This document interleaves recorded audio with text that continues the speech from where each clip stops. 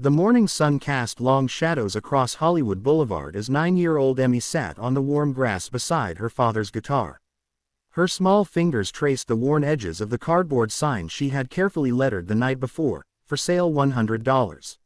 She had been sitting there for nearly an hour and her legs were starting to feel restless, but she wasn't ready to give up.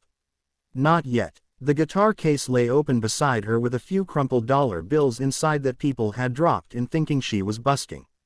But Emmy wasn't performing. She was trying to sell the one thing that still carried her father's presence. Her father Michael had been a session musician. Not famous but talented. The kind of guitarist who could make a room feel warmer just by playing. He had taught Emmy 3 chords before the cancer took him 6 months ago. 3 simple chords that now felt like a lifetime away. The guitar was a beautiful honey-colored acoustic with a cutaway body. It had been Michael's favorite.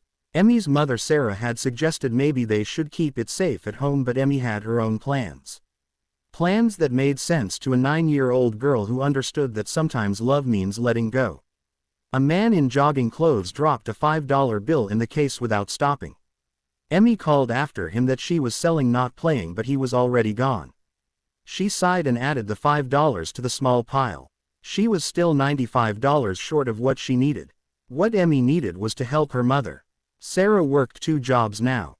One at a diner where she smiled through exhaustion and another cleaning offices at night. Emmy had heard her mother crying last week when she thought Emmy was asleep. Quiet tears that came with the sound of bills being shuffled at the kitchen table. Emmy had decided then that she would sell her father's guitar. $100 would help. It wasn't much, but it was something. And doing something felt better than doing nothing. The crowds along the boulevard grew thicker as the morning wore on. Tourists stopped to take pictures of the stars embedded in the sidewalk. Street performers set up their acts. The city hummed with its usual energy. But nobody seemed interested in buying a guitar from a small girl with serious eyes. A woman with kind eyes stopped and asked if Emmy was all right. Emmy nodded and explained she was selling the guitar. The woman looked concerned and asked where Emmy's parents were. Emmy explained her mother was working and that she was old enough to be here by herself for a little while. The woman hesitated, then moved on, looking back once with worry creasing her forehead. By noon Emmy was hot and discouraged. She had drunk all the water in her small bottle and her stomach was starting to rumble. She was thinking about packing up when a black SUV pulled up to the curb nearby. A man got out. He was older, maybe in his 60s, with long gray hair pulled back and wearing sunglasses despite the bright day. There was something familiar about him, though Emmy couldn't place it. He walked slowly using a cane and seemed to be looking at the guitar more than the girl. He approached and stood there for a long moment before speaking. His accent was British and his voice was rough like gravel smoothed by water. "That's a nice guitar, love," he said. Emmy looked up at him and nodded. "Thank you. It was my dad's." The man tilted his head. He died," Emmy said simply. She had learned that being direct was easier than dancing around it. 6 months ago. The man was quiet for a moment. He lowered himself carefully onto the grass beside her despite his elegant clothes and the cane. Up close Emmy could see the lines in his face. The kind of lines that come from living a full life. "I'm sorry to hear that," he said, and something in his voice told Emmy he meant it. "So you're selling his guitar?" "Yes, sir. For $100. That's quite specific." "Why 100? Emmy hesitated. She didn't usually tell strangers her business, but something about this man felt safe. "My mom works really hard. 2 jobs. I heard her crying about money and I thought maybe this would help. Dad would want us to be okay." The man nodded slowly. He reached out and gently touched the guitar, examining it with the careful attention of someone who understood instruments. "Did your father teach you to play?" "A little. 3 chords. E and A and D. He said those 3 chords could play 1,000 songs." A smile crossed the man's weathered face. "Your father was right. Those 3 chords have made many musicians very wealthy." He sat there quietly for another moment, then said, "What's your name, love?" "Emmy. Emmy Richardson." "Emmy, I'm John," he said. He didn't offer a last name and Emmy didn't ask. "Tell me about your father."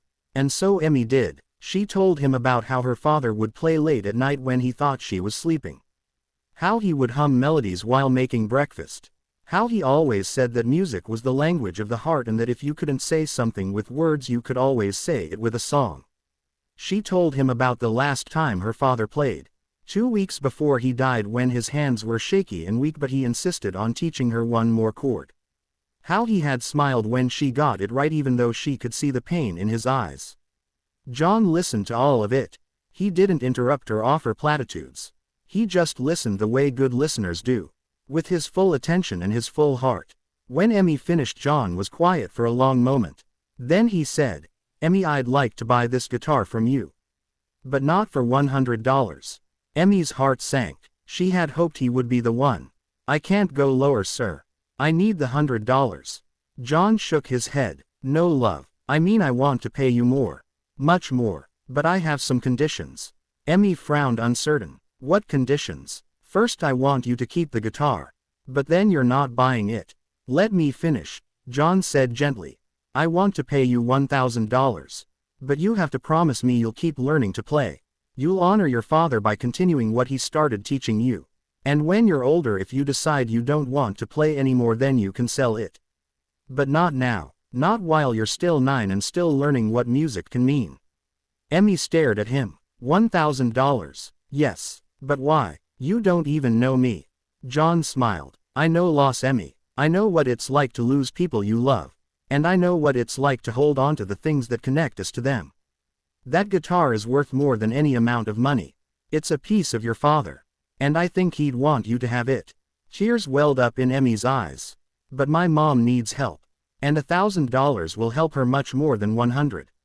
But more than that, keeping your father's music alive will help both of you in ways money can't." He reached into his jacket and pulled out a wallet. From it he counted out 10 $100 bills. He held them out to Emmy. "Take this to your mother.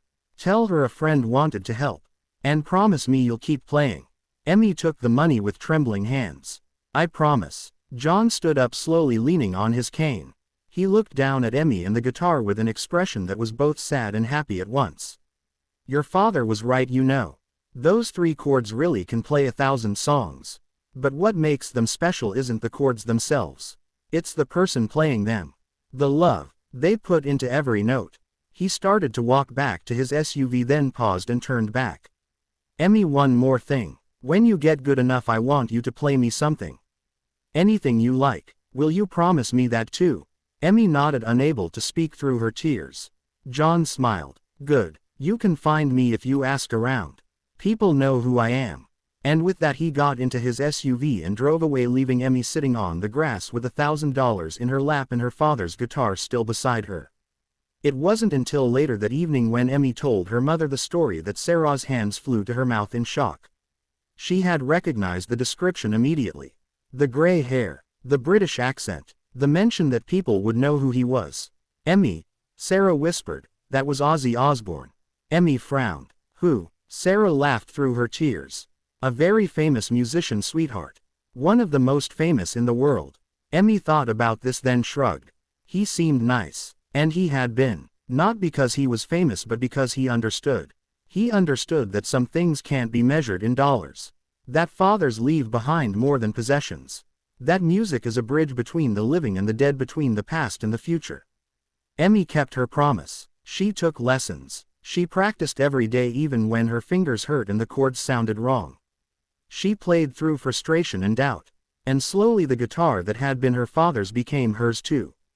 Years later, when Emmy was 17, she performed at a charity concert in Los Angeles. She played a song she had written herself. A song about loss and love and the unexpected kindness of strangers. In the audience, sitting quietly in the back, was an older man with gray hair. He had tears in his eyes as he listened to the young woman on stage making her father's guitar sing. After the performance, Emmy found him waiting. "You came," she said. "I promised I'd listen when you were ready," John said. "And Emmy, that was beautiful. Your father would be so proud." Emmy hugged him then. This man who had seen her pain and had chosen kindness. Who had given her not just money but something far more valuable. The gift of continuing. The gift of honoring the past while building a future. "Thank you," she whispered. "For everything." John smiled. "Thank you, Emmy, for reminding an old man what music is really about. It's not about fame or fortune. It's about connection. About love. About keeping the people we've lost alive in every note we play. And somewhere in the space between past and present, between grief and joy, Michael Richardson smiled. His daughter had learned not just 3 chords but the most important lesson of all. That love never really ends. It just changes form. It becomes a melody that echoes through time. A song that never stops playing.